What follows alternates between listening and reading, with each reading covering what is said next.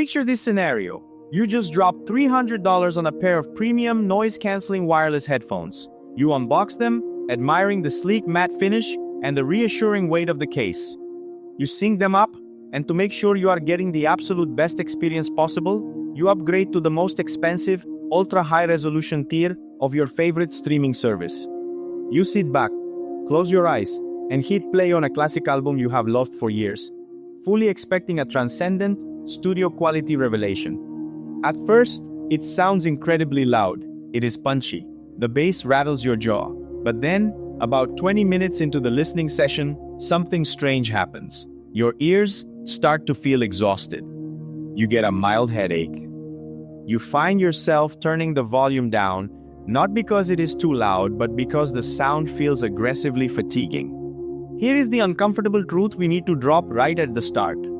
Despite the gold stickers on your headphone box, despite the premium subscription fee, and despite the endless marketing hype, you are likely experiencing lower actual audio fidelity right now than a teenager listening to a standard compact disc on a cheap plastic boombox back in 1998.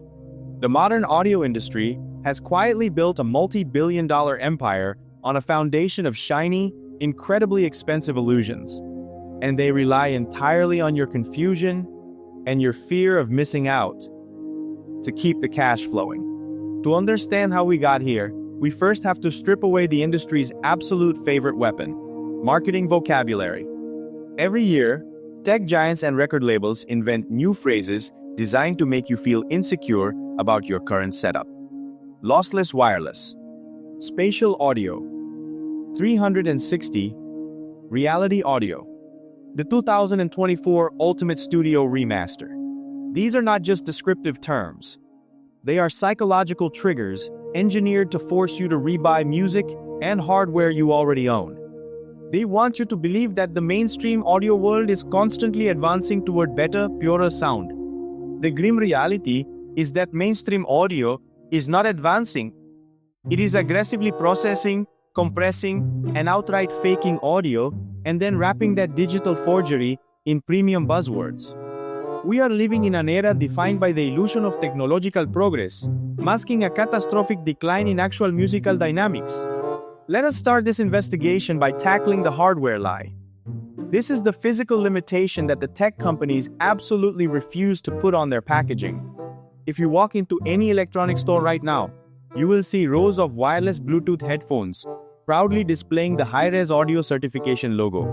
That little black and gold sticker is meant to guarantee that the device can reproduce audio at a quality higher than a standard CD. There is just one massive problem. It is mathematically and physically impossible for standard Bluetooth technology to transmit true, uncompressed, high-resolution audio. It is a limitation of physics. Think of a digital audio file as water and a Bluetooth connection as a garden hose. A standard compact disc delivers audio at a bitrate of 1,411 kilobits per second. That is the amount of data needed to perfectly recreate the music without throwing any information away. Now, look at a high-resolution audio file, like a 2/4-bit 192 kHz FLAC file. That file demands a bitrate of over 9,000 kilobits per second. It is a massive, rushing river of data. Now, let us look at the garden hose. Even the absolute best, most advanced Bluetooth codecs available today, like Sony's LDAC, max out at around 990 kilobits per second under perfect laboratory conditions. And standard Bluetooth, the kind your phone defaults to when you are walking down the street with your phone in your pocket, operates at around 250 to 320 kilobits per second. You cannot push a 9,000 kilobit river through a 990 kilobit hose.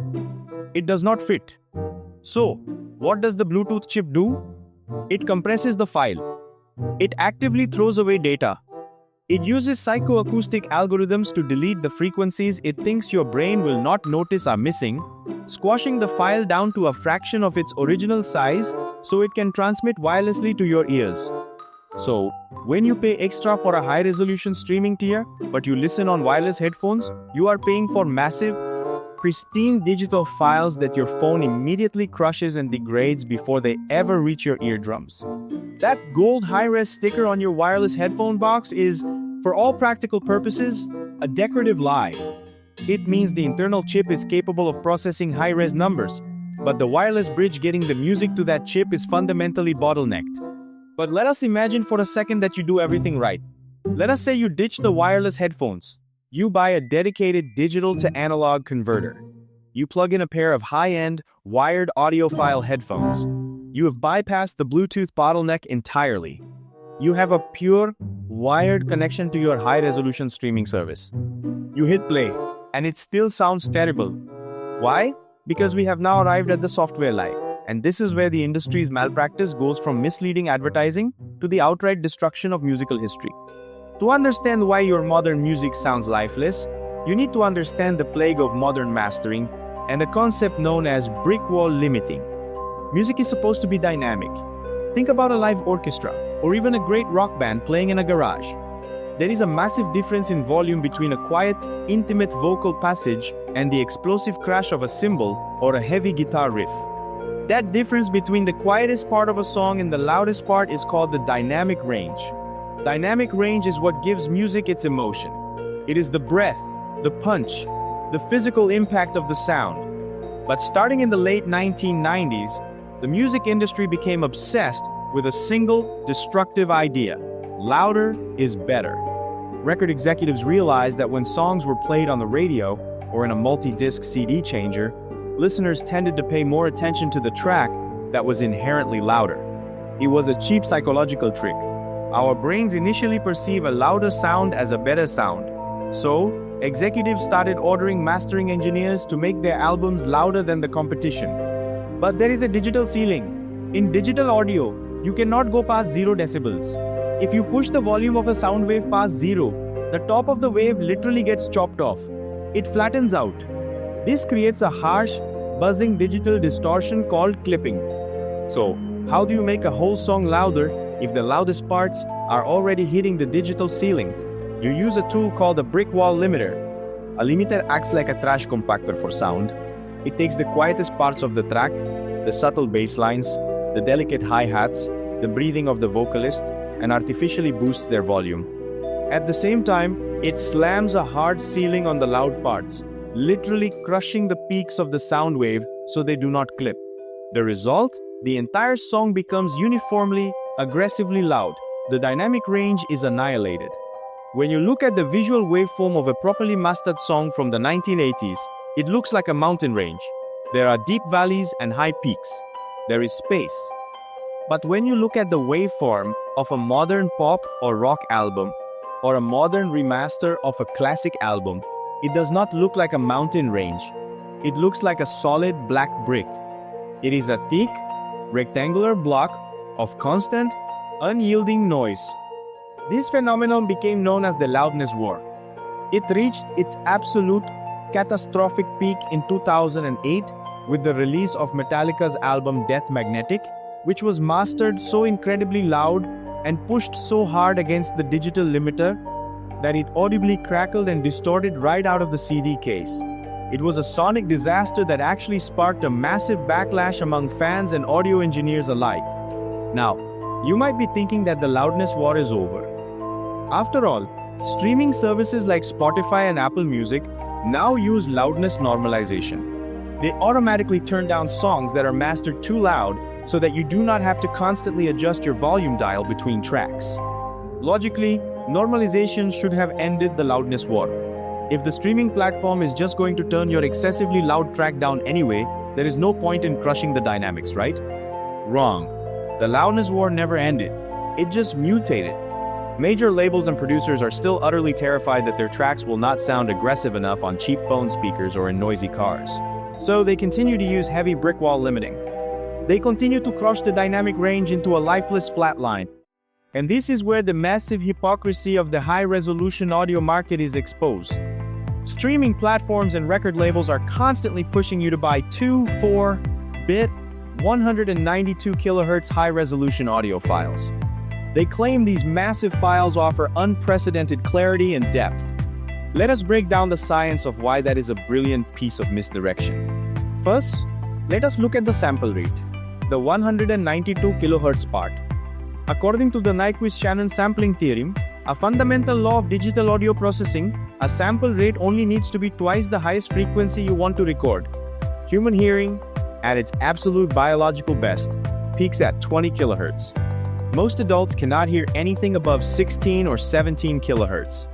Therefore, a sample rate of 44.1 kHz, which is exactly what the standard compact disc uses, is mathematically capable of perfectly capturing and reproducing every single frequency that the human ear can possibly perceive. Pushing the sample rate to 192 kHz does not give you more detail in the music you can hear. It simply allows the file to record ultrasonic frequencies up to 96 kHz. Unless you are a bat or a dolphin, those frequencies are completely invisible to you. In fact, if your playback equipment is not perfectly shielded, those ultrasonic frequencies can actually cause intermodulation distortion, making the audio sound objectively worse. But what about the bit depth? The 2/4 bit part. Bit depth dictates the noise floor of the recording. It dictates how much dynamic range can mathematically exist between absolute silence and the loudest possible sound. A 1/6-bit CD allows for 96 decibels of dynamic range. A 2/4-bit file allows for an astounding 144 decibels of dynamic range. That is the difference between the sound of a mosquito breathing and the jet engine taking off inside your living room.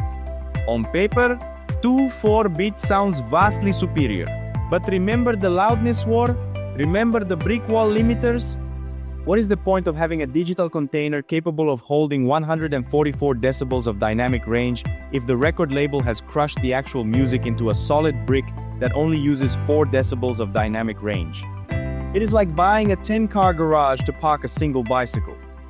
You are paying for massive, empty digital space. The numbers on your screen, the glowing 2/4-bit 192 kHz logo on your digital to analog converter, are telling you the size of the container, not the quality of the music inside it. If the master is heavily compressed and brick-walled, a high-resolution file will just give you a perfectly accurate, ultra-high-definition reproduction of a terrible, distorted master. But the rabbit hole goes deeper, much deeper, because the industry is not just selling you heavily compressed music in oversized digital containers. In many cases, they are selling you outright digital counterfeits. To understand the greatest scam currently operating in the high-end audio world, we have to look at a massive, real-world industry scandal that serves as our smoking gun. We have to go back to the morning of the 1st of June 2008. On that day, a massive fire broke out on the back lot of Universal Studios in Hollywood. The media coverage at the time focused on the destruction of the King Kong attraction and the sets from movies like Back to the Future. But tucked away on that back lot was Building 6197, a massive warehouse that served as the primary archival vault for Universal Music Group, the largest record company in the world. For over a decade, Universal desperately tried to downplay what happened in that building. It wasn't until a massive investigative expose was published years later that the terrifying truth came out. Hundreds of thousands of original, irreplaceable analog master tapes burned to ashes. We are talking about the primary, multi-track studio masters for legendary artists: John Coltrane, Aretha Franklin, Nirvana, Elton John, The Roots. The original, physical tapes that contained the purest, most perfect versions of some of the most important music of the 20th century were completely destroyed. Gone forever. This was a cultural catastrophe, but for the music industry, it was also a massive commercial problem. Fast forward to the modern era of high-resolution streaming and audiophile vinyl revivals. The labels realized they had a massively profitable market of consumers willing to pay premium prices for ultimate studio remasters and 2/4-bit high-resolution digital downloads. But how do you create a pristine new high-resolution remaster from the original analog tapes if those tapes burned to the ground in 2008? The uncomfortable answer is, you don't. Instead, a terrifying practice became commonplace behind the closed doors of major labels. Without the original analog masters, labels began digging into their archives and pulling out standard, decades-old digital backups.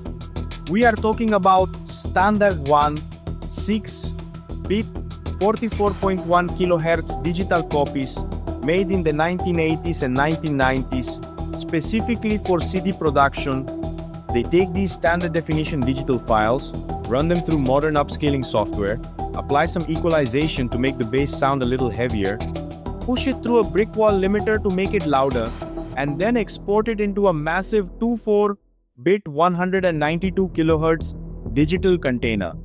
They then upload this file to the streaming services, slap a high-resolution studio master badge on it, and charge you a premium for it.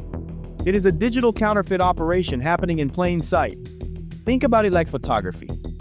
Imagine taking a low-resolution, blurry photo from an old flip phone. You open it in Photoshop, change the canvas size to 4K, and save it as a massive file. Did you magically add more detail to the photo? Did you reveal the individual leaves on the trees that the original camera failed to capture? Of course not. You just made the blurry pixels larger. You created a massive file that contains absolutely no new information. That is exactly what is happening to a shocking percentage of the high-resolution audio files being sold and streamed today.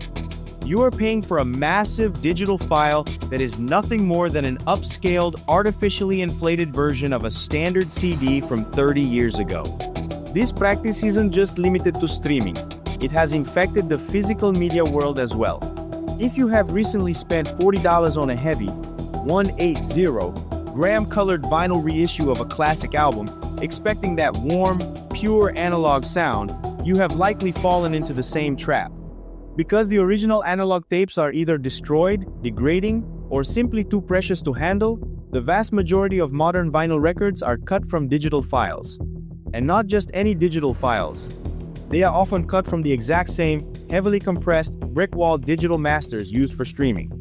When you press a brick-walled, hyper-compressed digital file onto a vinyl record, you are getting the absolute worst of both worlds. You get the harsh, fatiguing, lifeless dynamics of a modern digital master, combined with the surface noise, pops, and clicks inherent to the vinyl format. It is literally a large, incredibly expensive, inconvenient compact disc that degrades a little more every time you play it. The industry counts on the aesthetic of the spinning record, the large artwork, and the placebo effect to convince you that it sounds better. But from an engineering standpoint, it is a massive step backward. So where does this leave us? If the hardware is bottlenecked by physics, if the software is crushed by limiters, and if the source material is often an upscaled counterfeit, how can anyone who actually cares about sound quality navigate this landscape? This is the point where we transition from exposing the industry to empowering you. Because you do not have to be a victim of this multi-billion-dollar marketing machine. You can become an audio detective. You can learn to bypass the noise and find the actual, objective truth about the music you are listening to. You just need the right tools. The first tool is visual. You need to stop trusting the numbers on the screen and start looking at the actual frequency data of the files you own. There is free, highly accessible software available online called a spectrogram analyzer. Programs like Spec allow anyone to drag and drop an audio file into the window and instantly see a visual representation of the sound frequencies. When you drop a true, uncompressed, high-resolution file into a spectrogram, you will see a dense wall of color stretching all the way up past the 20 kHz line, reaching high into the ultrasonic frequencies. It proves that the data is actually there. But when you drop one of these fake, upscaled counterfeit files into the exact same program, the truth is instantly revealed. You will see a hard, flat, horizontal black line perfectly cutting across the screen at exactly 22 kHz. Below the line, there is music. Above the line, there is absolute, dead black nothingness. That hard line is the digital fingerprint of an old 44.1 kHz compact disc. It is the absolute limit of what that original digital transfer could capture. By looking at that spectrogram, you have instantly proven, scientifically and visually, that the file is an upscaled fake. You have caught the label red-handed. The second tool is even more powerful, because it directly combats the loudness war. It is a community-driven website called the Dynamic Range Database. This is an open-source archive where audio engineers and dedicated listeners analyze different releases of albums and assign them a simple, objective DR score. The DR score measures the actual dynamic range of that specific master. A score of DR12 to DR14 means the album has massive dynamic range. It has peaks and valleys. It breathes. It will sound punchy, clear, and incredibly lifelike on a good system. A score of DR4 or DR5 means the album has been completely crushed by a brick wall limiter. It is a solid wall of noise that will cause ear fatigue within minutes.